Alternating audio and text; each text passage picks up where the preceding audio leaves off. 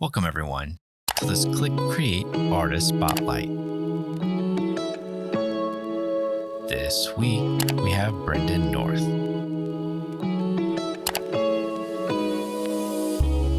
What words describe your artistic style? I like to say that I have sort of two sides to my work. I have the grit and I have the glamour. I have this very idyllic, paradise style, very LA inspired, glamorous, glitzy side of my work, poolside, summer. And then I have the darker black and white photography that is more gritty, a little bit more raw, less produced. Yeah, I like walking the line between these two styles of photography. What inspires you to create? I love the idea that photography gives me a way to deliver a message through my work. I have a lot of opinions, a lot of thoughts on things. I like providing critiques of our society. I like asking questions through my photography. And I think using my images, these concepts that I come up with to sort of deliver those messages and ask those questions, that's the driving factor behind why I want to make these images. What are your goals as an artist?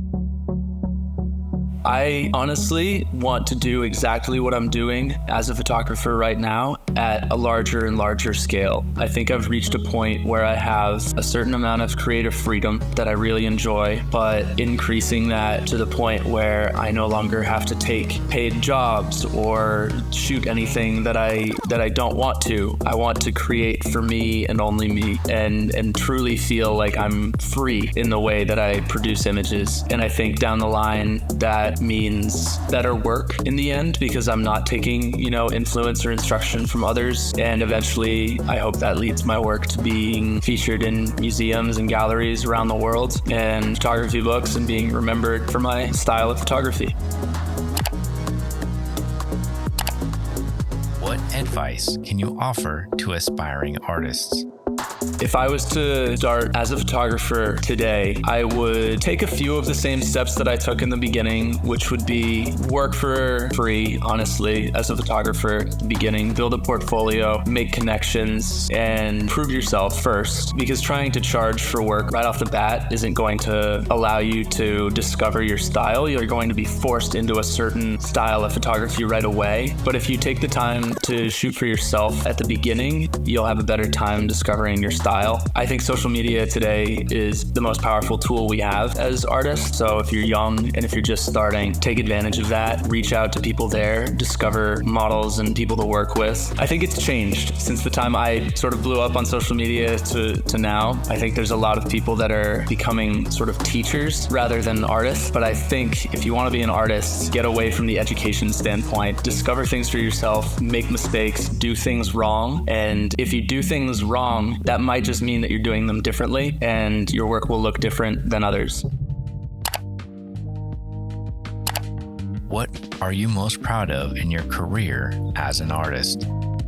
I don't know if there's any accolades or awards that I've gotten that would stand among my proudest moments. I think what I'm most proud of is the work that I've created and the recognizable style that I've built over the years. I'm really proud of how far I've come as a photographer, from the social media photographer, shooting celebrities' headshots, to becoming an artist. I'm really proud of myself for making that transition. If you were an animal, what would you be and why?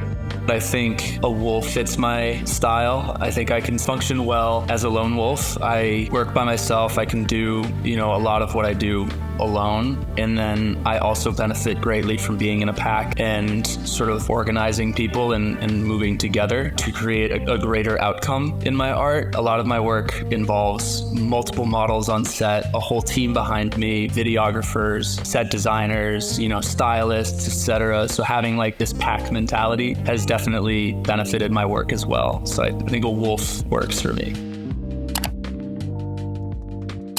What were your goals for this ClickCreate edition?